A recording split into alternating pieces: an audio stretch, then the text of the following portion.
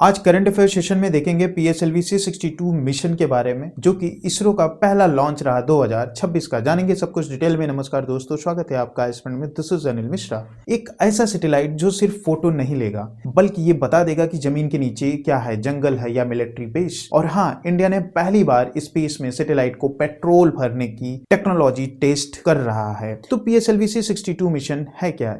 PSLV C62 means polar satellite launch vehicle 62nd flight रहा, इसलिए C62 कहते हैं इसको। इसरो का ये मल्टीपल पेलोड मिशन है। की फैक्ट देखिए इसके, तो इसरो के फर्स्ट स्पेस सैटेलाइट लॉन्च रहा 2026 का। ये लॉन्च साइट रहा श्रीहरिकोटा, फर्स्ट लॉन्च पैड है ये। एक प्राइमरी सैटेलाइट और 18 सेकेंडरी पेलोड इसके साथ भेजे गए। टोटल 19 पेलोड रॉकेट से सेंड किए गए।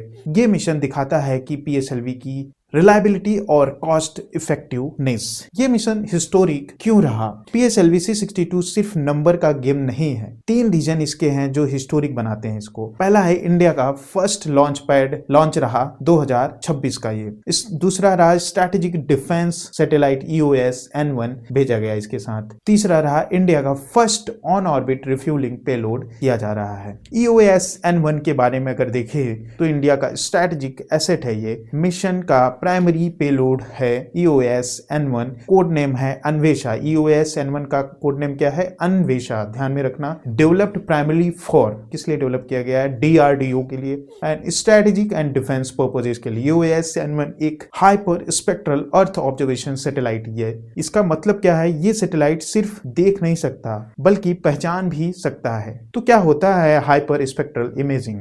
ये एग्जाम के लिए इंपॉर्टेंट हो गया क्योंकि नया है। नॉर्मल सैटेलाइट में क्या होता है, 3 से 4 वेवलेंथ बैंड होते हैं, जैसे रेड, ग्रीन और ब्लू। वहीं हाइपर स्पेक्ट्रल सैटेलाइट में की अगर बात करें तो 100 ऑफ नैरो वेवलेंथ बैंड्स होते हैं। इससे क्या होता है, मतलब इससे होगा क्या है हाइपर स्पेक्ट्रल सैटेलाइट और 100 नैरो बैंड वेवलेंथ से क्या होगा? मटेरियल की केमिकल कंपोजिशन पता चल सकता है। इससे कैमोफ्लॉजिंग जो होता है उसे भी डिटेक्ट ये कर सकता है। कहाँ पे डिफेंस में कैसे यूज होगा इसका? बॉर्डर सर्वेलेंस में यूज होगा, एनिमीज इंस्टॉलेशन को में यूज होगा एंड हिडन ऑब्जेक्ट डिटेक्शन के लिए भी यूज कर सकते हैं। और हाँ, सरप्राइजिंग ये भी है कि सिविलियन यूज के लिए भी EOS N1 काम करेगा। सिर्फ डिफेंस नहीं, पब्लिक वेलफेयर में भी। एग्रीकल्चर में क्रॉप हेल्थ मॉनिटरिंग के लिए, सॉइल मॉइस्चर एनालिसिस के लिए यूज कर सकते हैं। अर्बन प्लानिंग में स्मार्ट सिटी मैपिंग के लिए। और वहीं मिनरल रिसोर्सेज की अगर बात करें तो मिनरल्स एंड रिसोर्स को डिटेक्ट करेगा। एनवायरमेंट के लिए ये pollution tracking and climate study के लिए भी यूज कर सकते हैं। तो इस सैटेलाइट का जो है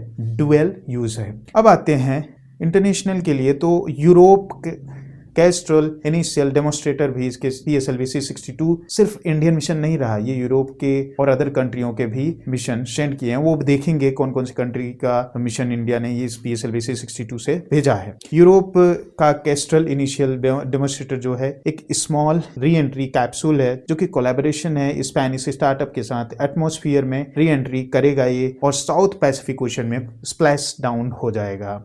तो देखते हैं दोस्तों ये कॉमर्शियल मिशन कहाँ कहाँ आपके लिए, कि कौन कौन से कंट्री के लिए। 17 कॉमर्शियल पेलोड्स हैं इसके जरिए। तो इंडिया से है, Europe, USA, UAE, Singapore, Mauritius, Luxembourg. ये रिफ्लेक्ट करता है India as a global launch service provider. Okay. और हाँ, Indian startup and university science इससे जो जुड़े हैं PSLV C62 से, उसके लिए देख लेते हैं कि इसरो के साथ इंडिया के स्टार्टअप और यूनिवर्सिटी। तो पहला है ISAT, जो कि इसका डेवलप किया गया है ऑर्बिट AID एरोस्पेस के द्वारा। और DA1 जो कि डेवलप किया गया है ध्रुवा स्पेस के द्वारा। SR2 जो कि स्पेस किड्स इंडिया के द्वारा डेवलप किया गया। लचित 1 जो कि असम डॉन बॉस्को के यूनिवर्सिटी के द्वारा डेवलप किया गया। DSAT-1 जो कि दयानंद सागर यूनिवर्सिटी के द्वारा डेवलप किया गया है। इन सबको भी भेजा गया है जो कि इंडिया से है। Federal and inclusive space ecosystem को ये शो करता है। ISAT India first on orbit refuelling करेगा, जो कि ये बिग न्यूज है। इंडिया का first on orbit refuelling payload है, developed by Orbit AID Aerospace Bengaluru. तो इसको ध्यान में रखिए। ये इंपॉर्टेंट क्यों है? क्योंकि सैटेलाइट की लाइफ एक्सटेंड होगी, इससे बढ़ेगी लाइफ सैटेलाइट की, और मेंटेनेंस पॉसिबल भी होगा इससे, एंड कॉस्ट कम होगा फिर स्पेस में। और क्या होगा? स्पेस डेब्रिस एंड सस्टेनेबिलिटी इससे बढ़ेगा। कैसे? ऑन ऑर्बिट सर्विसिंग हेल्प करेगी रिड्यूसिंग स्पेस डेब्रिस, जो कचरे होंगे स्पेस के उसके वो कम करेगा ये। सस्टेनेबल स्पेस ऑपरेशंस होंगे, क्राउड ऑर्बिट का सॉल्यूशन मिलेगा। क्राउडेड ऑर्बिट के लिए एक सॉल्यूशन मिलेगा, मतलब क्राउड जो होगा वो कम होगा वहाँ पे। तो दोस्तों PSLV C62 मिशन क्लियरली दिखाता है कि इंडिया सिर्फ स्पेस में एंट्री नहीं करेगा, बट लीडरशिप की तरफ भी बढ़ रहा है। डिफेंस, स्टार्टअप, सस्टेनेबिलिटी और ग्लोबल कोलैबोरेशन सब एक ही लॉन्च में हुआ। तो दोस्तों अगर वीडियो हेल्पफुल लगा हो तो लाइक शेयर सब्सक्राइब जरूर करें। मिलते हैं नेक्स्ट करंट अफेयर सेशन में। जय हिंद।